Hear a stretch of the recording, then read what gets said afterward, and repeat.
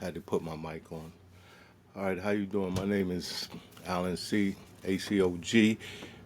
Uh, this is my podcast. Be quiet, grown folks is talking. I'm not the smartest person in the world. I know I don't know everything, but I do know a lot of things, and I try to stay well informed. Um, that being said, uh, I don't. This my podcast is not scripted. I talk on things that I see and that I think is going to affect my community and especially my children. Um, I started this podcast to address a lot of issues that I see going on in this world that, like I said, is going to eventually affect my children when they get older and start to trying to become productive human beings in this country. Um, decided to speak on this video on this situation because it's very close to home. This happened in New York City, and it's like I'm I know people that know the people that are connected with what you're about to see, the people that's running this city and running the police department, and what you're about to see is it's not good. It's incredible, and at the end of the day, we need to start addressing, the house is on fire. Stop talking about the house being on fire and let's put the fire out. Like it's time to stop studying whether we can put it out or whether we should put it out. Let's put it out. It's on fire. Let's put it out. All right. With that being said, let me show this video, and it's kind of long. And the comment at the end of it, I want to show it all because this gentleman that's doing this video, Dr. Richie, is very smart individual. He's very pro black. He talks about cops a lot, but he's not anti cop. He's anti bad cop, and we all should be anti bad cop. Like let's keep it real. Like if there was a lot of good cops out there, bad cops wouldn't exist. They wouldn't be able to do the things that they do if there were a lot of good cops. So let's keep that straight and keep that real because a lot of people want to give them a pass and say, "Oh, it's a hard job," and they face a lot of adversity and they get very little credit and very little praise for what they do. Well, at the end of the day, that's their job. They pick that job. They don't have to do that job. They can, if they don't like the job, if they can't do the job, if they're not good at the job, find another job. Like that's just find another job. You don't have to be a cop. Uh, I think a lot of people are cops because of the power and prestige more than it being a calling and something that they really want to protect and serve the community, really want to help the community because I don't see a whole lot of that. Now, that's just me. I don't see a whole lot of that. And this gentleman points out the hypocrisy of it all and the fact that we have to change the way the police operate. We just have to. Or, you know, we already having our rights taken away. Um, we don't have that many rights as it is, and we're struggling as we're not as bad as off as like some people like to say, but we are not where we should be, and we need to do better. We need to be better, and things need to get better. So, with that being said, I want to show this video.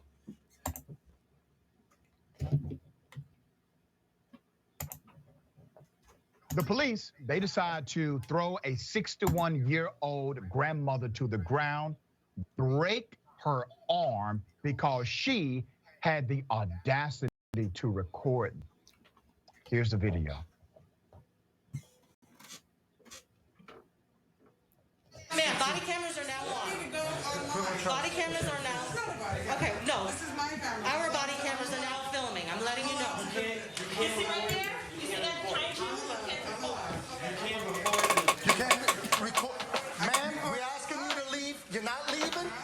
not allowed to record. You're not allowed to. Turn around.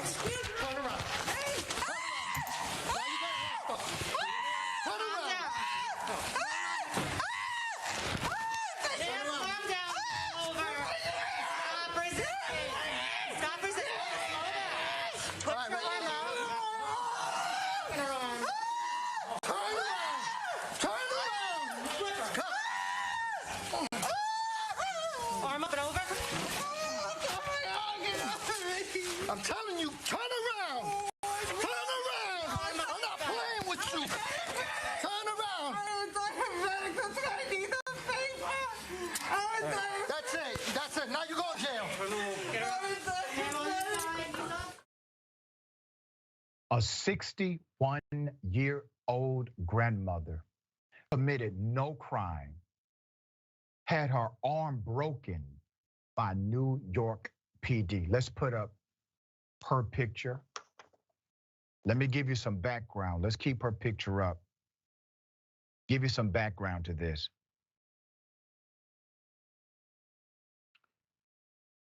This woman, her name is Patricia Rodney. She is now pursuing legal action. That's your update to this case. There's now a lawsuit. Miss Rodney, who's diabetic, was visiting the station on December 2nd, 2020. Why was she there? She was there to pick up a copy of a police report that she'd filed about a missing glucometer as required by her insurance provider. This is standard. It's a standard thing. But instead of helping Miss Rodney, the officers turned her away. So she became frustrated, right? And she decided to turn on her camera phone. And at least 6 officers decided to swarm her because of this. Listen, think about it. This 61-year-old grandmother has a requirement to have a police report because somebody committed theft. So she has to get a police report. She goes to do this. There's an officer that actually told her, here's how you do it. She goes to do it. These officers act like she's not even present. They decide to turn her away, reject her, treat her like a second-class citizen, third-class citizen, however you would like to categorize it. And she gets upset, and what does? She doesn't commit a crime. She doesn't try to destroy property. She doesn't fight the police. She turns on a recording device on her phone because now she's irritated enough to expose what's happening. This is for exposure. So she turns on her camera in order to expose this. What do? They break her arm. 61-year-old grandmother. There's more. Ms. Rodney works at a local school cafeteria. That's her job. She is medically required to check her blood sugar at least 5 times a day. And she needed a copy of the report faxed to her insurer for a replacement glucometer, according to the complaint. Despite being instructed by a cop 2 days earlier to return for a copy of the report later in the week, she was denied by at least 3 different officers, one of whom told her she'd have to go to the NYPD headquarters in Manhattan for a copy, all right? Now remember, she already filed it. It's already a filed report. She just needs the copy. She's told copy has been generated. You gotta come here to pick it up. She comes to pick it up. All these officers start playing games with her. Now, Ms. Rodney was taken to a local hospital for treatment after the encounter where she remained handcuffed, okay? That's according to the lawsuit.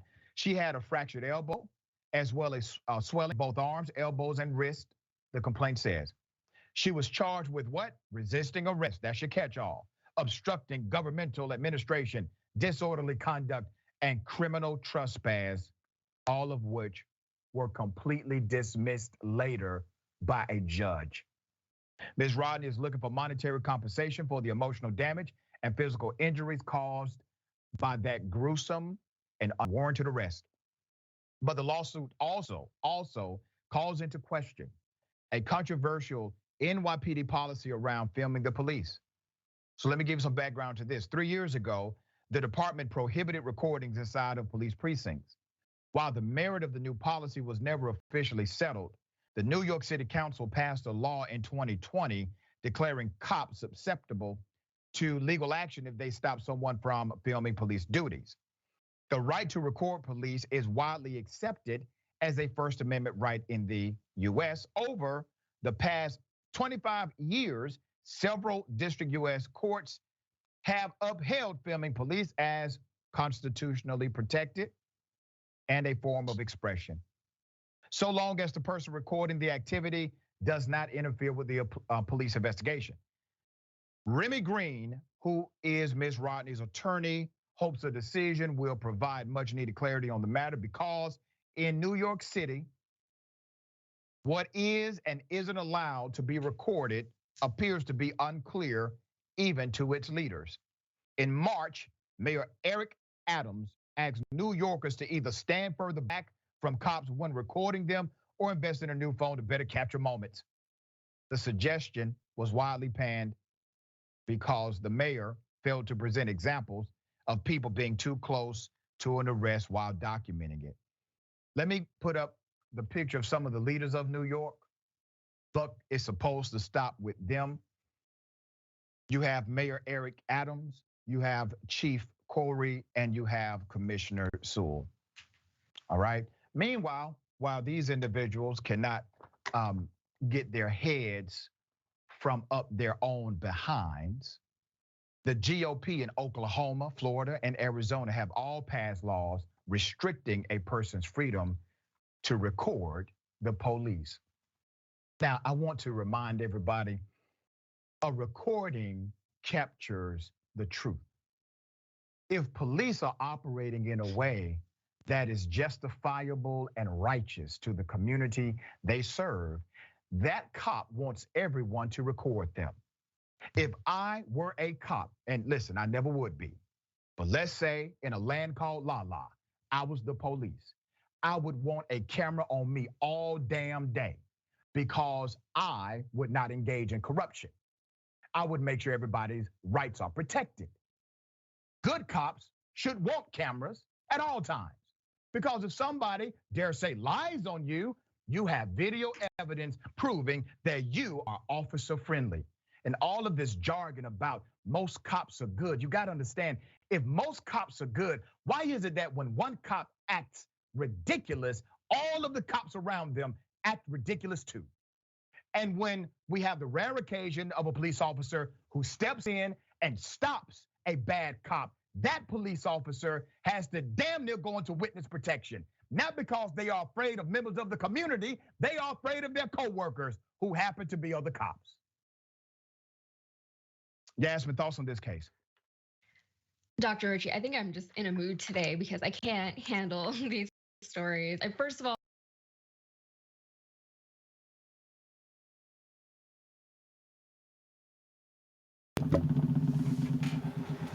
Okay, so if you watch that whole video and watch Dr. Richie's comments on the situation, uh, you would see it was horrific. It made no sense whatsoever. That woman did nothing wrong.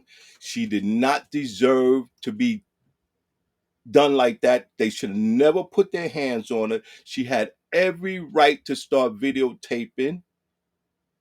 She had every right to start videotaping. It is insane that police and our community leaders don't know the laws, have no idea what the law is. They have no idea, no concept of the First Amendment and of the Constitution. Period. They think they understand. A lot of white folks and people run around thinking they understand the Second Amendment.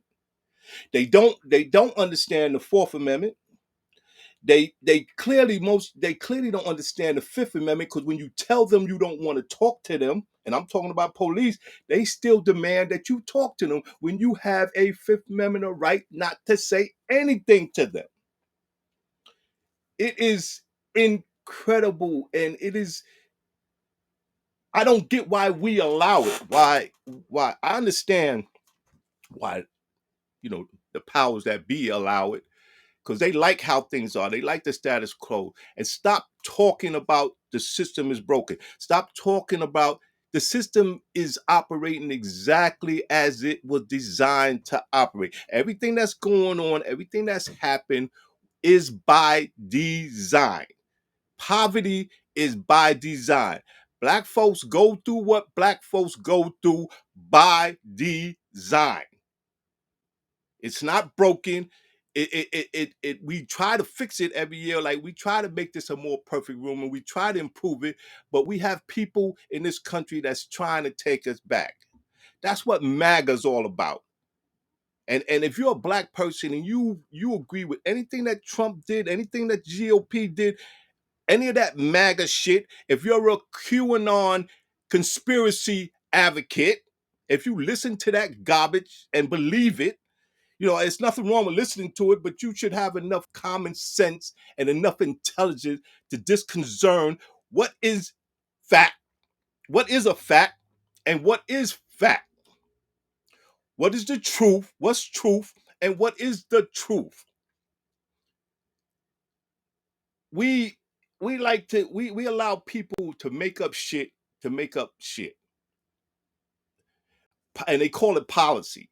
And they always use this made up shit that they made up, this policy that they made up, this that these administrators or community whoever made it up. The police got a crazy amount of policies that they make up and they use to disenfranchise us, to brutalize us, and do what they do to us. We have to stop giving them a pass. I don't care what job you do in the city. If you're a government worker, if you're a teacher, if you're a cop, if you're a fireman, if you're you work in public safety in the school, whatever you do and you get paid with taxpayer money, you're a public servant. We don't work for you, you work for us. And the sooner people understand that and come to terms with that and grasp that situation, the better off we'll all will be, including the public and including the workers. Know your place. Know what your job is. Know, and if you're a police officer and you're enforcing the law, please, please know the law. Because it's a damn shame that police don't know the law. And if you look at this video, it is a shame we have become part of our own oppression. If you look at this video and you look at all the people that's involved in doing that lady like they did that lady, they're all black. They're all black. The people that's running this city right now, that's running New York City, and this is why this is so important to me and so important, are black. The main people, the mayor is black. The chief of police is black. So this mayor, he seems to be, he's a cop, and he thinks like a cop. He's not thinking like a politician, or forget a politician, because thinking like a politician ain't good news. But thinking about an administrator, thinking about someone. He, once again, we don't work for him. He supposedly worked for us. He asked, he ran, he asked to get votes. He asked to work for us. He begged, he pleaded, and he got the job. And now, what is he doing? He's being a cop. And being a cop is not going to put this. You think, like, everybody thinks that cops is the answers to everything. They're not. They're doing too much. As a matter of fact, there's a lot of things they shouldn't be handling. They shouldn't have nothing to do with. And this mayor, I don't think this mayor gets it, because he's about to he's bringing back stop and frisk, and he's bringing back the broken windows policy. And I don't know, if you don't know what that is, you need to go find out. Especially broken windows, you need to go find out what that is. You should already know what stop and frisk is. The police chief, supposedly she's from Queensbridge. That's me. That's what I rep. If you look at my background, it's the bridge. QB for life. That's who I am. That's part of my upbringing. And supposedly this woman, she's supposed to have some of that in her too, because supposedly at one time she lived in Queensbridge. And she's black and she's a woman. And so are you going to just be go along, get along, Sally? Are you just going to allow this mayor to do whatever he wants? Or are you going to stand up and be the police chief and run this police force, the New York City police force, like it's supposed to be? Are you going to protect and serve? Are you going to make sure the members of your organization protect and serve? Are you going to make sure that they understand that they work for the public and that they have public has certain rights? And one of them is the First Amendment, and that's the right to film. Everybody that had anything to do with what happened to that lady, it's already going to be a big lawsuit because, of course, they charged her and they dropped all the charges and everything. So now it's about to be a big lawsuit. And everybody involved with that situation right there needs to suffer some kind of consequences. And we need to stop. We're starting to oppress our own self. It is a shame, because that's another subject. It's another reason why I started this podcast, because our school system in this city is screwed up. And my son goes to a school where the administration is black. Most of the people, the teachers, everybody, when I go to that school, I see a lot of black faces in positions of power that are running school. And what I'm seeing is they are criminalizing child's behaviors. At the end of the day, our children are children. They're not adults. They shouldn't be expected to act and think and behave like an adult. They're children. And if you're a teacher or administrator in a school, and if you're afraid of children, black children, then you need to find another job. I understand some children you need to be afraid of. And you should be able to identify that you're an administrator, you're a teacher. That's part of your job, to identify children, to know who's who, and to know what children you have to act like that and be like that to, and what children are just being children, and allow them to be children. Um, I'm about done with this rant. I got other things to do, but I had to address this, and I'm gonna address some other things. It just seems like every time I think about addressing a situation, there's another situation that came up. But this one I had to get on, and had to get on immediately, because this is close to home. This is where I live, and I see it's going downhill already. Like, this man ain't been in he ain't been in power a good year now, and I see things happening that don't bode well for us. And they think more cops is going to stop the shootings and the killings and everything. No, we need more resources. We need more things for these children to do, for kids to do. We need more resources. We need more resources in schools. We need more resources in our community. I live in a community where most of the most of the people that live here have homes that are $1 million, $2 million. They all have luxury cars in their driveways, and so the money's here. So I don't get why in my community there's not the resources for the children here. I went to a concert in my son's school, and they had a drumming session, and you would not believe, like, and it seems like everybody thinks it's all right. You would not believe what they were playing in school, at a concert in school, music concert in school, what they were playing as drums. They were playing on Home Depot buckets. Now I know that's a cultural thing. I know that's what happens in the hood. We do that in the hood, but we do that because most of the time we can't afford real drums. We can't afford drums to play. But in the school, these kids should have drums. They shouldn't be playing on no damn Home Depot buckets. And I understand somebody say, "Oh, well, that's what they practice on." Okay, so practice on Home Depot buckets, but when you actually have a performance in a concert, you should have real drums. Now, I don't think that's too much to ask, because I looked it up and the drums don't even cost that much. Like, why don't y'all have real drums? And if it's a money issue, why y'all not talking about it? All these black teachers and black administrators in this school, y'all should be screaming. If y'all don't have enough funds, y'all should be screaming to the rooftop. Why not? I don't hear it. I don't see it. Maybe I'm missing it, but we'll see because I'm going to be addressing it a lot more in the future. With that, I got things to do, other things.